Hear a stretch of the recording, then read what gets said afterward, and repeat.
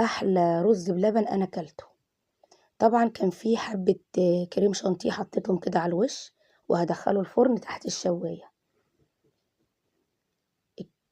وده شكله كده لما طلعته من الفرن، بسم الله ما شاء الله اللهم بارك، زي العسل. وده كده بعد ما خلصته حطيت عليه المكسرات والصوص صوص الفراولة وصوص الكراميل وقرفة، وفي جوز الهند وزبيب. ما عندكيش الصوصات دي مفيش مشكلة، تقدري تحطي اي مكسرات عندك. ما عندكيش سيبيه سادة كده هو لوحده يغني.